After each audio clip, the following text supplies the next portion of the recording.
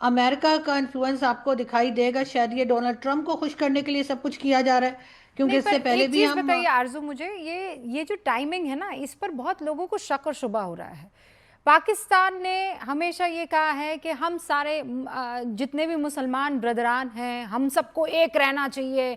कभी सऊदी अरब के पास जाना, कभी कतर, कभी ईरान, कभी इराक। और अब जब हमला हुआ तो आप भी जानती हैं आरजू, पाकिस्तान में बहुत से लोग हैं जो हुकूमत से खुश नहीं है कि उन्होंने सपोर्ट नहीं किया ईरान का। वो तो कब मतलब इतना खड़ा रहा पाकिस्तान, मैं ईरान के, मैं क्या सऊदी अरब के साथ खड़ा हूं, मैं ओमान के साथ खड़ा हूं, मैं बहरीन के साथ खड़ा हूं। मतलब खड़ा खड़ा पाकिस्तान थक गया, लेकिन ईरान का नाम नहीं ले पाया।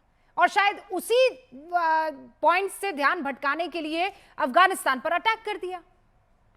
देखिए, ईरान का नाम लिया है पाकिस्तान ने, लेकिन बहुत देर में लिया है। जब बहुत ज्यादा लोगों ने शोर मचाया बात की, तब इनको ईरान का नाम लेना पड़ गया, वरना इन्होंने ईरान का नाम नहीं लिया था। लेकिन पाकिस्तान तो बाकी कंट्रीज के मुकाबले में एक कमजोर मुल्क है।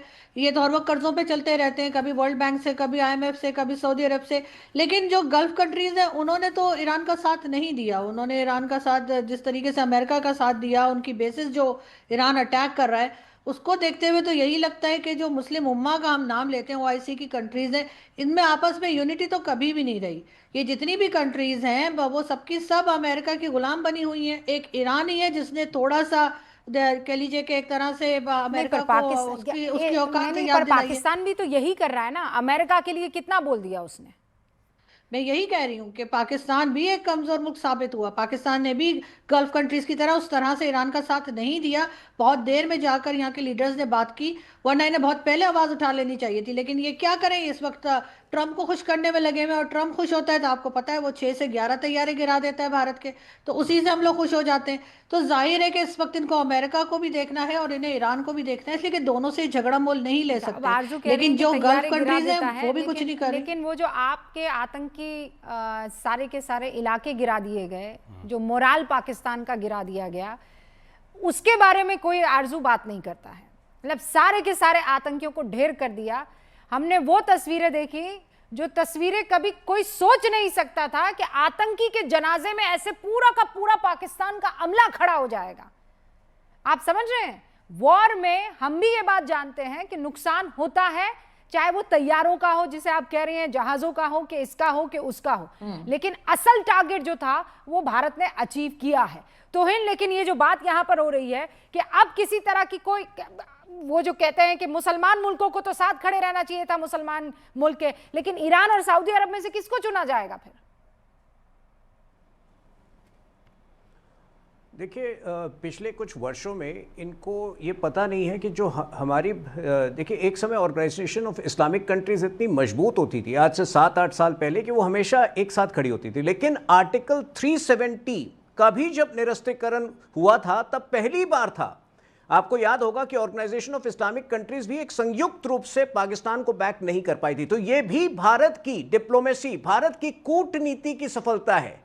आप देखिए, सऊदी अरेबिया के साथ पिछले कुछ वर्षों में जो हमारे कमर्शियल रिलेशंस हैं, वो इतने बेहतरीन हैं कि तब से जो और प्रधानमंत्री का जो उनके प्रिंस के साथ संबंध है, ये एक बहुत बड़ा कारण है कि पाकिस्तान वैसे भी मुल्क में, पूरे इस्लामिक मुल्क में जो है, एक तरह से अलग थलग पड़ गया। आज कोई पाकिस्तान मुल्क, इस्लामिक मुल्क के अंदर भी पाकिस्तान की जो मान्यता है, सम्मान है, वो पहले से 10, आज मात्र हो सकता है कि जो पहले थी उसकी 10% रह गई है। तो मेरे ख्याल से भारत की कूटनीति कई लेवल पर काम आई है। पर हाँ, जो दोहरापन रहा है इस्लामिक देशों का, वो भी आज प्रत्यक्ष रूप से देखने को मिल रहा है पूरे मुल्क को, पूरे दुनिया को। और जो हमारी कांग्रेस, मेरे लिए सबसे इंटरेस्टिंग बिंदु ये है अजीज भाई, कि जो काम मुस्लिम मुल्क नहीं कर पा रहे हैं, वो आप चाहते हैं कि प्रधानमंत्री नरेंद्र मोदी कर ले।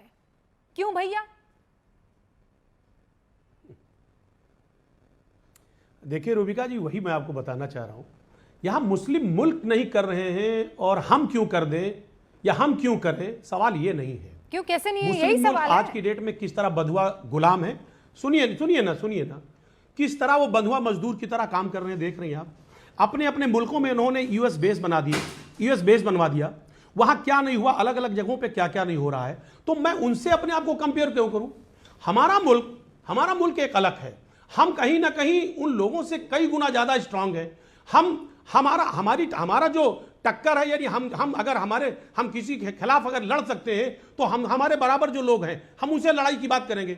सवाल यह है कि हम उनसे कंपेयर करके क्या साबित करना चाहते हैं। दूसरी पर बात, हम तो लड़ाई की यहाँ बात पे करते अपने ही हित नहीं की ना बात अजीज है। भाई। हमारा हित हमने क्या कभी है? किसी का पक्ष लिया ही नहीं है। आप हम सुनिए। आज की तारीख में क्यों पक्ष लें? क्योंकि आप चाह रहे हैं।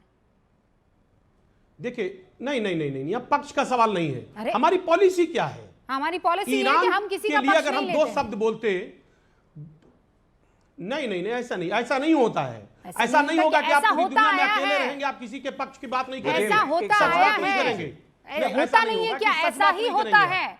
रशिया जब यूक्रेन पर लगातार अटैक कर रहा फॉरेन था, पॉलिसी दोनों के में बीच में जंग आप चल रही सुन थी। लें, रशिया आप सुन लें, हमारा रूबिका जी। बेस्टेस्ट ऑफ बडी कहलाता है ना, तब भी हमने मैं एक रशिया का सवाल साथ पूछूं नहीं इनसे, दिया। रूबिका जी।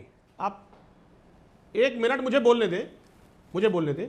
देखिए, एक बात बहुत क्लियर है, हमें अपना हित देखना है।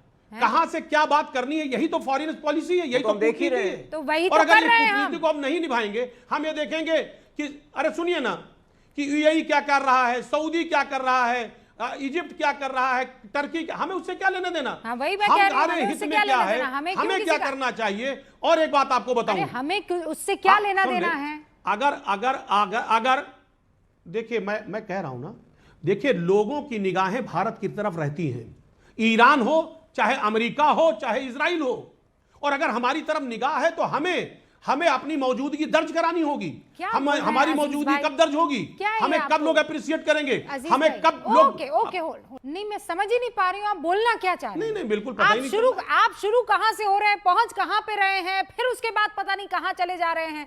तोहिन जी, कुछ पल्ले पड़ रहा है क्या? विपक्ष आपसे मांग नहीं, कर रहा है? अब- मेरे तो अभी तक समझ नहीं नहीं, आया। हम क्लियर कर दें। मैं बस इनसे हम ये क्लियर कर जानना दें। चाहता हूँ, हाँ, हम क्लियर मैं जानना चाह इनसे रहे हैं बस आपसे, इतना अजीज भाई। जानना क्लियर कर चाहता दें। हूँ कि क्या, मैं इतना जानना मैं चाहता वही हूँ बस क्लियर इनसे करना कि चाह क्या ईरान के दूतावास ने ईरान के दूतावास से किसी ने अखिलेश यादव जी को कॉल करके बताया है क्या कि ईरान नाखुश है भारत के स्टैंड से? नहीं बताया ना, क्योंकि ईरान भी जो है जानता है कि ईरान जानता है कि हम उसके साथ है, इजराइल जानता है कि हम उसके साथ है। और यही जो है, देखिए आपको जो एक कॉन्शियस बैलेंसिंग, कॉन्शियस जो है ना, एक माइल्ड कंफ्यूजन भी मैं कह सकता हूं उसको, ये हमारे हित में वर्क कर रहा है। और अगर कोई भी कंट्री जो है इसका बुरा नहीं मान रही, कोई भी कंट्री को ऐसा नहीं लग रहा है कि भारत जो अभी अजीज खान साहब ने कही, भारत ने ज़ाहक उसके मैं साथ चाहती हूँ नाइंसाफी की है। आप उस पर जरा सा रोशनी डालें। उन्होंने कहा हमें अपनी मौजूदगी दर्ज करानी होगी, पूरी दुनिया इंडिया की तरफ देख रही है इस वॉर में।